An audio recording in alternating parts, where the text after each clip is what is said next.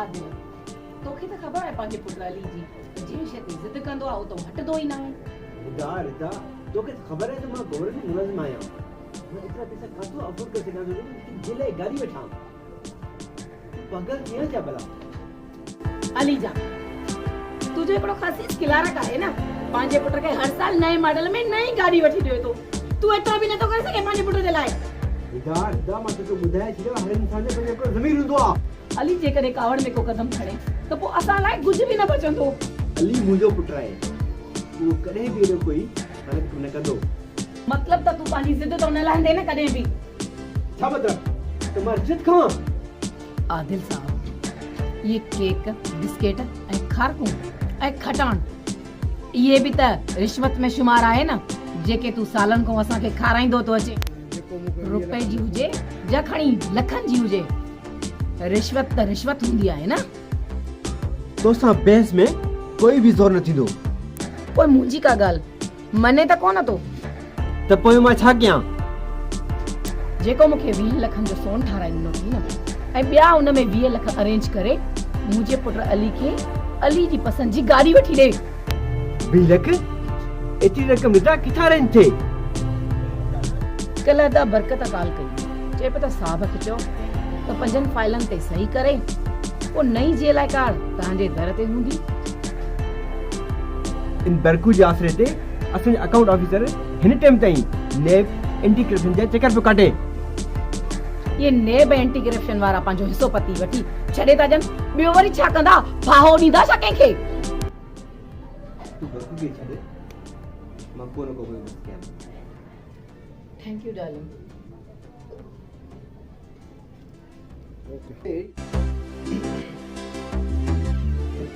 आई गरमा गरम चाय थधो पानी हाज़िर आहे भई। तव्हांजी महिरबानी मेरा साईं 3 महीनो पूरो थियो आहे। 3 पोड़ा रोज हाज़िरी था भरनि। 15 लखनि जी जाइ ते 20 लख ॾियण लाइ तयार आहिनि। जेकॾहिं केतिरो छुरी जे मथां पाण थो अची किरे पोइ छुरीअ खे कहिड़ो इनकार करणु खपे? पोइ छा करणु घुरिजे? कुर्सी फिरा घेरण वारी आहे।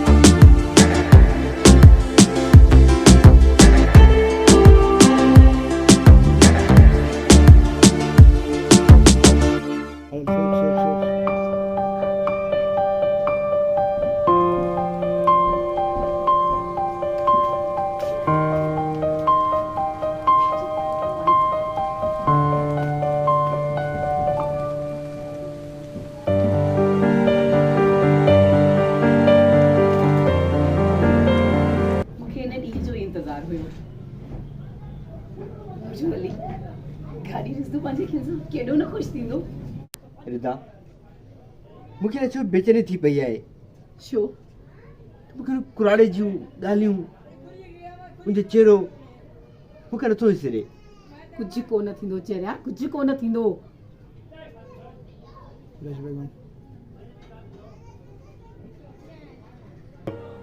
साईं हू ॿई कोड़ा राज़ी थी विया आहिनि पर हिन कोड़े खे ॻाल्हि ई सम्झ में नथी अचे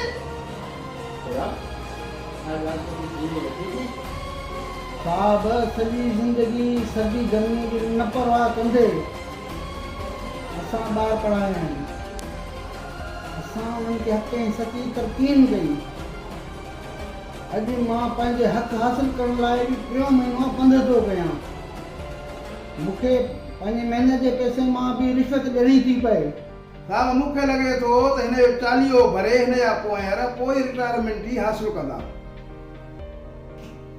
चाचा कंहिं बि माहौल खे सम्झण जे लाइ 3 ॾींहं काफ़ी अफ़सोस आहे चाचा मूंखे तुंहिंजी इन सॼी हयाती जे तजुर्बे ते मूंखे हैफ़ चाचा चाचा मूंखे लॻे थो त तुंहिंजो केस अञा 2-3 महीना सफ़र कंदो हल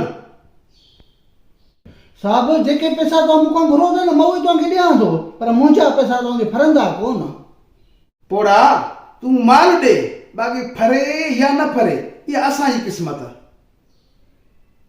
मेरा अॼु के ॾींहं में इन 3 खे पेमेंट मिलणु घुरिजे हल पोड़ा त तोखे माल वठी ॾियां उथ अच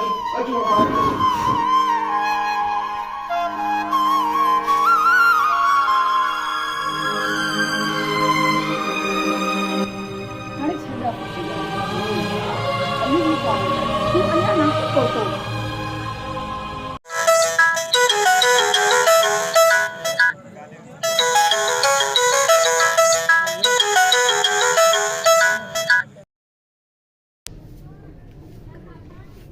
जी जी मां अली जो वाइद थो ॻाल्हायां अली जो एक्सीडेंट थी वियो आहे आदिल छा थियो आहे मुंहिंजे लेके छा थियो मूंखे ॿुधाओ मुंहिंजो साह न वञे मूंखे ॿुधाओ छा थियो आहे मूंखे ॿुधाओ अली जो एक्सीडेंट थी पियो आहे हाँ मुंहिंजी ॿई ॼणा छो नथियूं करनि मुझे अली भाई को ना खत्म नहीं हुई